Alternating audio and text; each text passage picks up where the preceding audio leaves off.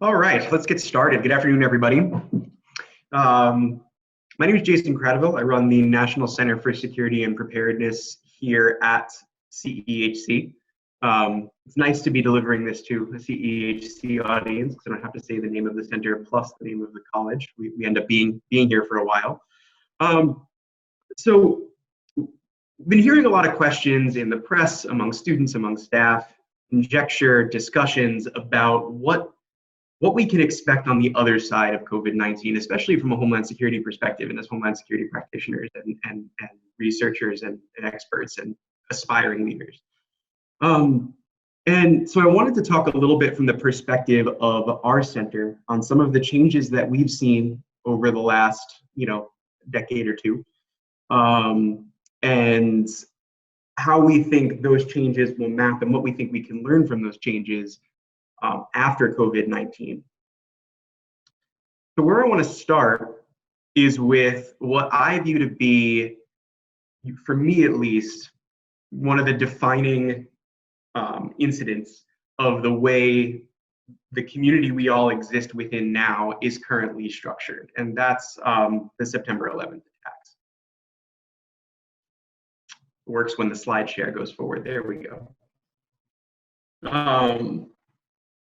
So we're going to talk about it in a little bit more detail as this goes on, but something that I think increasingly comes out of our consciousness as more and more time passes is, I think we all know and can still appreciate the impact that 9/11 had on our society, but just how significant a change came over the next 5 to 10 years after 9/11 to completely reshuffle and restructure our intelligence around what is pretty universally seen as an intelligence failure, around our response mechanisms, and other things continued to happen over that time that shifted the system. But this was 9/11 and the 9/11 Commission report coming after it was a major paradigm shifting.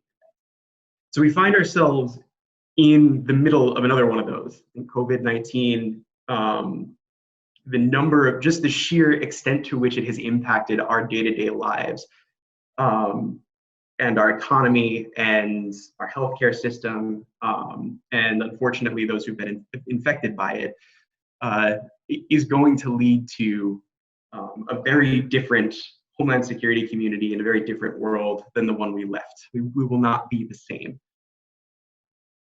And so what I want to do, though, is a lot of what happened after 9/11 was structural change, right? At the top of the system, a lot of structural changes to the way, especially federal organizations were organized, the way that information flowed from bottom to top and top to bottom. But what happened behind the scenes in that period of time, among everybody from first responders to emergency managers to folks in the intelligence community, was a lot of individual conversations, group lessons learned, stories that then defined how mentors were teaching new people coming into the field, how people in the field were shifting what they were doing, and it impacted things at that level too. So that's where our center sort of interacts with this, especially at the first responder level. We've done first responder training in the post 9/11 world, but also surrounding shifts after things like the Mumbai attacks, the development of new technologies like unmanned aircraft systems that have impacted and changed the way that we respond to disasters. And we've interacted with the individuals undergoing that change to see what causes it and what kind of doesn't. So to give you a sense for all of that, I'm going to start by talking about geometry. And a little bit tongue-in-cheek, but what we're looking at here is a very basic interpretation of something called fractal geometry, which basically what you're looking at is you see this basic triangle in the top left corner here that is just a triangle, and you can't see anything within it. Then as you delve a little deeper, maybe there's a triangle within the triangle. And then perhaps there are triangles within the triangles within the triangles, right? And so on and so forth. And there could be many different configurations and levels of complexity. At some point, it gets to the point, and if you look at this bottom layer, where you no longer have the lens from the perspective or the distance you're looking at it from. You no longer have a lens to see the complexity within these individual triangles, right? These aren't black triangles. These triangles have gotten so complex, these little triangles that you see, that you can't tell what the configuration is within those triangles. And so basic interpretation of it, but what it's showing is that you can look at a system at its highest level and see how it's supposed to interact. But you have to know that underneath each of those layers is another layer, right? Think about the chair you're sitting on. I think all of us can recognize that if you go down to the microscopic level, that chair looks very different, and you understand how it works very differently than if you're just sitting on it. You have to determine, right, whether you actually need that information and how you get into that information, and at what level you need to dive in. But understanding that the complexity exists helps you better figure out where you need to interact with it, at what level you need to interact with it to hit your objective. So that's what we're kind of talking about today. Another way that you may have seen this is with something called chaos theory. Jurassic Park fans will definitely know about this. And the most popular way chaos theory is expressed is through different interpretations of the butterfly effect. I think that's more of a popularization of it, which is a butterfly flaps its wings in one hemisphere and a storm starts in another hemisphere. I think it's a bit of an oversimplification. Basically what it's saying is there are an infinite number of things that define cause and effect in a given system.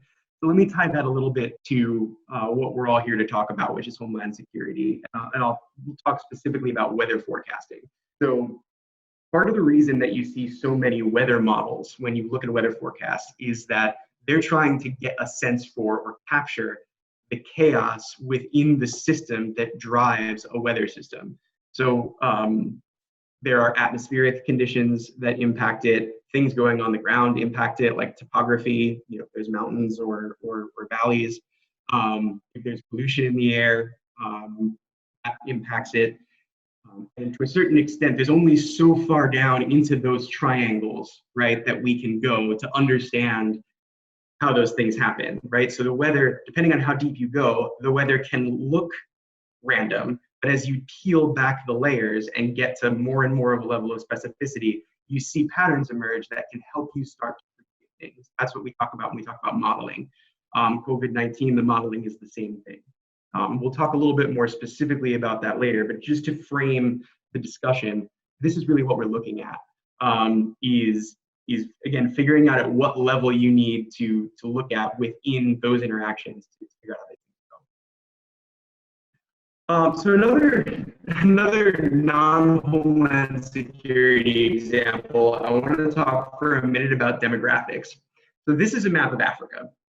And if you think back historically to Africa, it was a largely tribal landmass pre-colonization. And a lot of that had to do with the environmental conditions in Africa. There were, civilizations pop up around rivers. River flooding was unpredictable, especially in sort of the central band of Africa. And so tribes would move around and be where they needed to be to be able to farm and continue existing. And if they needed to move to find new resources, they would absolutely do that.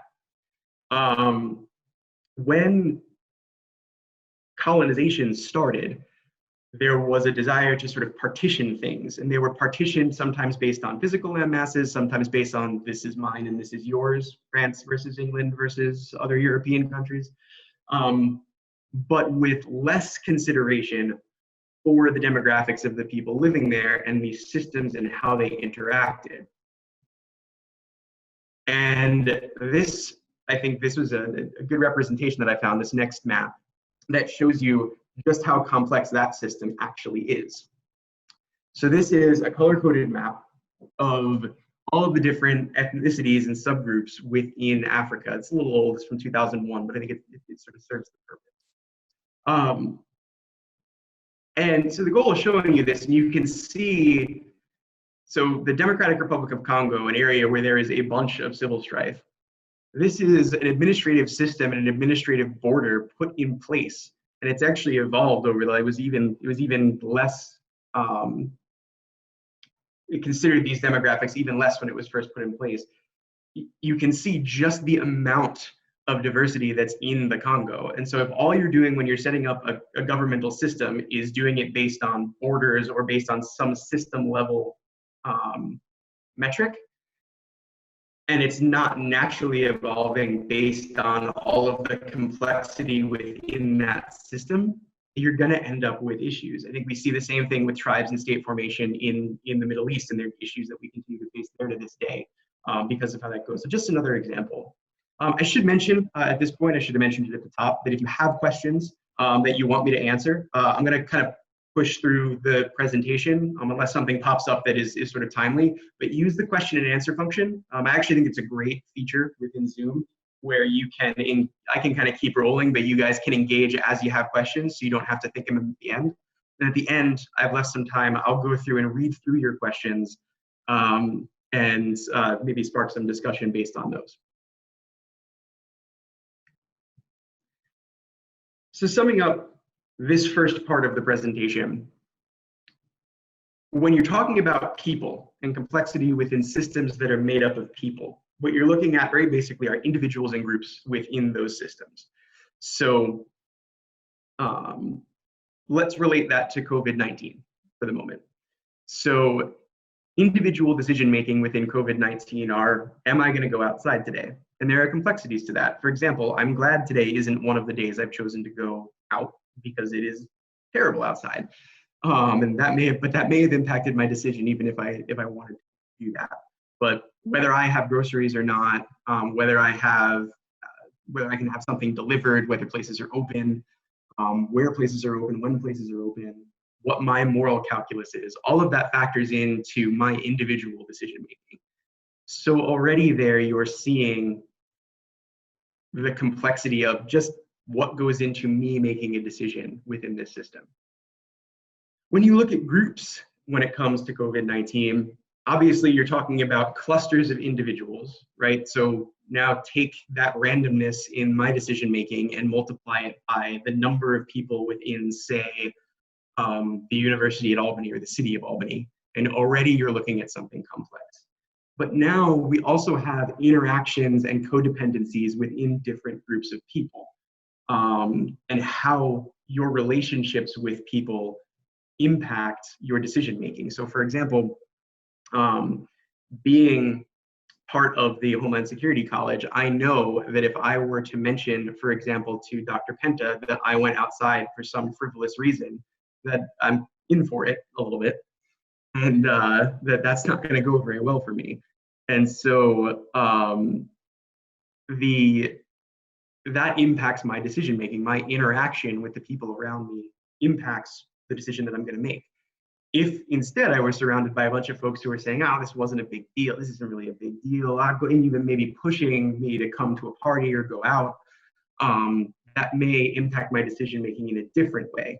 So now, on top of all of those individual dynamics, you have group dynamics that add yet another layer of complexity, right? And still, if we go back to our triangles, that's a level of understanding that president of the university or the mayor of the City of Albany or the county emergency manager can't possibly dive into at the individual. There's just no way. It's too much data for you to process on your own. But all of that comes together to sort of form a system. And then we put a structure over that system to try and help govern it. So for example, we say things like stay inside so that we try and impact as many individuals and their decision making as possible. We try and create as much peer pressure as we can at the group level to basically say, hey, encourage your friends and neighbors to stay inside, that we hopefully impact enough individuals and groups to create movement within the system. But there are some hacks on this process. And I want you to kind of keep in mind the sheer complexity of that as we now start to talk about what goes on at the federal level. When we talk about systems in the Homeland Security structure, we look at the overall organization of, say, the Department of Homeland Security, which this isn't exhaustive, it's just where you have all of these different agencies. They're designed to build some sort of structure around how we try and impact the individuals, the groups within the system that makes up our society and how we respond to an incident. Layer on top of that things like the environment, layer on top of that things like the economy and economic transactions, which is an entirely different level of group level participation and an entirely different system that plays into it. And you're looking at something infinitely complex. So when you start to see these models come out on COVID-19, recognize that what those models are trying to do is capture as much of that complexity as possible, right? So whether you go outside or not impacts whether or not the disease is going to spread. People doing those models can't possibly know whether or not you're going to do that. They can guess, they can use trend analysis and statistics to get a sense of it. But when you talk about the uncertainty that comes with modeling and the reason you need maybe a couple different models or many different models to get yourself a clearer picture, it's because you're trying to get to that level of complexity. But as we talk forward about what the Homeland Security community is going to look like coming out of this structure that we see here, largely, and I see the Dr. Turetsky's of the world cringing in the background here, and the Dr. Nussbaums, but largely was born out of the September 11th attacks. And what it tried to do was take a new system. It looked at the findings from what happened that led to the intelligence failure, that led to our response. Oh, sorry, Dr. Beer is also cringing, he said. Largely came out of 9/11, and then we try to shift that system based on things that come out of it. So for example, as cybersecurity has become more of an issue, it has moved around. And I think that's still, it's still interesting to look at the number of different agencies that have a hand in that and how that can get brought together. So we try and put a system over the top of something to change it. But when you look at how our system is reacting right now, it's reacting a little bit more at this level, the level of first responders who are first responders, medical professionals, hospitals, local emergency managers, who are making the day-to-day decisions right now on how they're responding. Federal, state, county authorities are putting out guidance to try and steer that, and it's by and large working. But the decisions are being made at sorry, I keep getting good Q&As from the professors. We have some Q&A hecklers going on here. But my basic point here is that we're trying to cause change at a system level. But to do that, we have to understand where the decisions are actually being made that we're trying to influence. And it's at this ground level, at this responder level, at the emergency manager level. And so the question is, as you are all coming out of college after COVID-19, trying to do research coming out of COVID-19, how do you understand that complexity and how it's going to adapt? And then how do you impact that complexity and how it's going to adapt? So before we do that, it's just a slightly funny graphic that I found, and it's a little bit old, but I found it by accident while looking for the other pictures that I have in here. It says the 9/11 Commission urged Congress to simplify the oversight of Homeland Security, and instead we have this. So just a thought there in terms of what you're trying to accomplish and trying to simplify a complex system and how that gets a little bit sticky. So to understand complex systems, to wrap our heads around all of those different variables that we talked about that can influence the way the field moves coming from here, the way people are doing things now and the way the field moves coming from here, we can use things like statistics and modeling. We talked about that a little bit. You can see over on the side here, the very basic flatten the curve philosophy. So the curve comes from science. The curve comes from data and models that have been built by the folks who study infectious disease spread and individual decision making, and who have studied it for years and who understand, to the extent they can, based on the level of triangle they can see, right, how all of these different moving parts flow together, and they're able to capture those trends in a model. And so as you're coming in and you're trying to make decisions based on these models, understanding what they do and what they don't do. They do predict how a complex system, or are usually fairly accurate at predicting how a complex system is going to adapt, although not necessarily perfect because you still have unknowns. But if you're trying to be able to tell how an individual is going to react or how one group is going to react within that system, that model becomes a little bit less reliable. It can still inform what you're going to do. But if you use one specific example and say, well, this person didn't react that way and the model said they were going to, well, of course, that complexity is caught in that bigger system.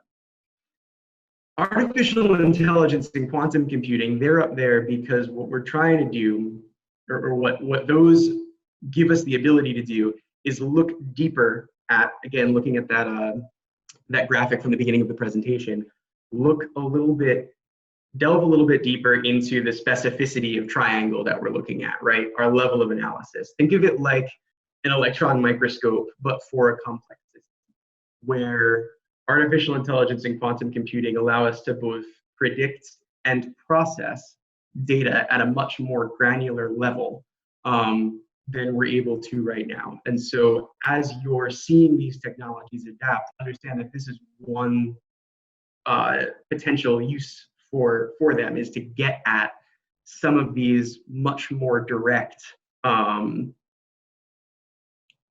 much more specific, much more granular things that can impact how something is going to happen at the macro level. So when you're trying to make decisions based on how these systems are going to adapt and evolve, say you're trying to look at, again, what advice to provide folks on COVID-19, or the risk analysis on pausing the state versus continuing, and versus the economic impact of pausing the state. You can use these models to help guide your decision making at that level. But I think what we've seen is that if you're trying to change those complex systems, and all you're doing is looking at that aggregate level and trying to change things at that aggregate level, that the system is going to be slower to adapt. What's going to happen is the individual connections between people are eventually going to shift, but very slowly. Think back to the map of Africa, where that still really hasn't happened. In some areas it has, but in a lot of ways it hasn't, where interactions are still based on pre-colonial map issues. And in the Middle East, interactions are still based on pre-colonial map issues. In some cases, hundreds of years after those organizations were systemically brought together, those groups were systemically brought together into these wider political units. So what do we do as Homeland Security researchers and leaders to impact things at that more granular level? Well, you want to be able to connect with people in groups, and not all of them, because as we talked about, you can't. It's too complex. But if you're able to not just look at the data, but connect with the people behind the data, you're able to start connecting the trends to people's experiences and the connections between people and how they interact. And you're able to sort of see what the trends look like mapped against individual action. And that allows you to bring up opportunities and potential pain points to whatever change you're trying to cause, which then allows you to sort of hone in on what you need to impact to move things forward in the way you want to move them. So how does this sort of how does this look practically on the Homeland Security side? Well, where you see it the most is in training and exercises, where what we try and do is simulate what people are going to do in any given situation, how they're going to make decisions in response to an active shooter, how they're going to make decisions when they're in response to a pandemic or a weather incident. You're able to put them in that situation and see how they're going to adapt. And what you see in trying to shift that is, yes, people will show you the models, but they'll also talk you through stories and experiences that they've had that convince you in a lot of ways to maybe shift your thinking on it. Or even better, if they're putting you through a simulation, they get you to experience the phenomenon or the usefulness of the model that you're trying to employ. And that has a lot more power than just trying to explain it to somebody. And what that gets them to do is start to shift their habits around certain things. So, to give a non-COVID example, we do, and those of you who've been in talks like this with me before will know this story.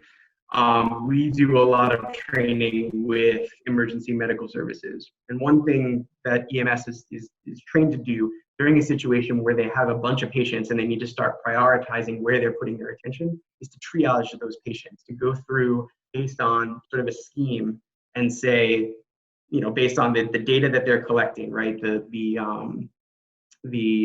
vital signs, mental status, whether they can walk or not, what the priority of this patient is very quickly to move forward with it.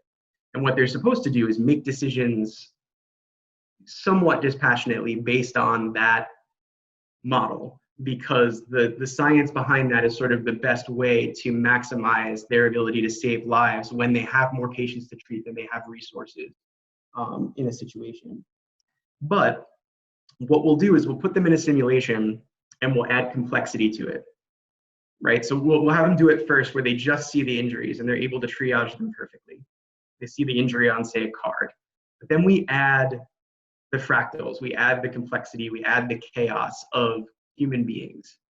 And we'll very specifically say, add somebody with a piece of glass in their neck, that sticking out of their neck, that isn't near anything vital. You can tell there's not a ton of bleeding, but it's relatively gruesome and the person is screaming and everything else.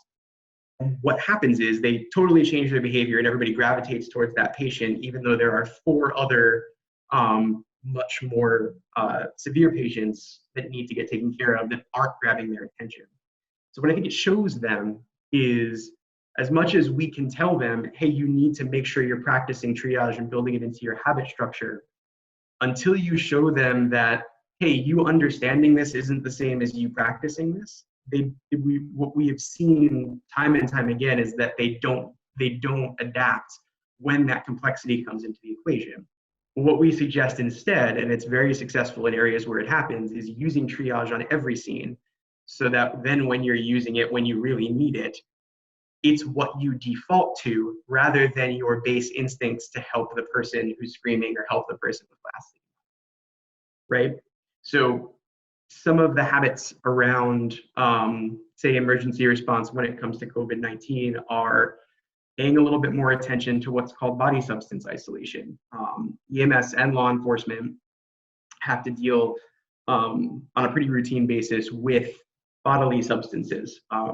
And they need to be able to put on protective gear that keeps them separate from that and doesn't expose them to whatever might be in there. What we're seeing is agencies practicing how to put on that gear in a way where you're not touching the outside, say, of your mask or the outside of your gloves, and sort of defeating the entire purpose of having worn all of that. It's called donning and doffing procedures. Maybe we build habits around that. Simple example, but it's going to be things like that that sort of dictate things going forward.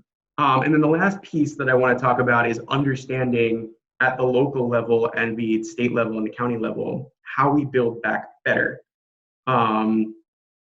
So let's just talk about it within the context we're all in now, right? We're doing an online webinar right now. And many of you are, or all of you are participating or teaching classes using online learning. Online learning is something that we want to build into our strategy going forward and have to build into our strategy going forward anyway.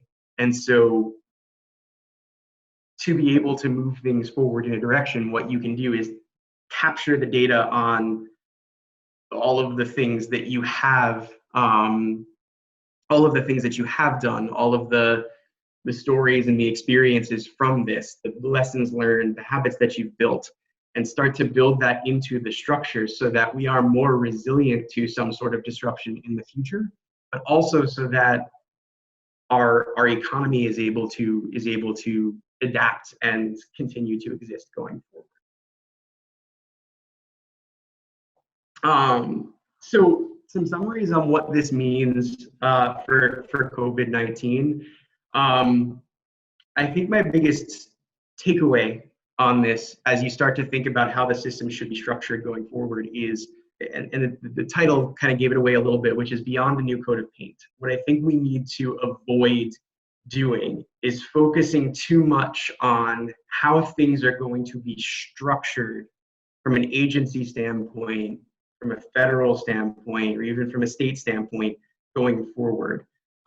If we want to cause change coming out of this, we need to look at what worked and what didn't work at that granular level and tap into those complex systems at that level through things like training and exercises to change people's behavior, to change their habits in a way that will make that change happen a lot quicker than if it happened the other way, where if you overlay a new system or a new set of protocols without also impacting the system at that lower level. So I think before we go to questions and answers, my two very quick points and my takeaways from this is, as you go forward, as you're looking at COVID-19 now, and as you're using it to learn or to impact how you're going to make decisions going forward, especially if you're going to go become an emergency manager or somebody in this field. If you are trying to understand a system, look at it at the system level using modeling, statistics, understand the science. That's a necessary skill. We talk about informatics being part of the Homeland Security College, makes a lot of sense for that reason. But if you're trying to impact and change that systems, you have to connect those trends and that data to individual people and groups of people and their experience through training and exercises. So if you're at the federal level, that's putting out really good guidance on how to do training and exercises. I think a lot of it's outdated. If you're at the state or local level, it's building training and exercises that do that, that impact people at that level, because what you'll see is a cascading effect, and the change will happen faster than if you had caused the system. And I'll finish with a story. So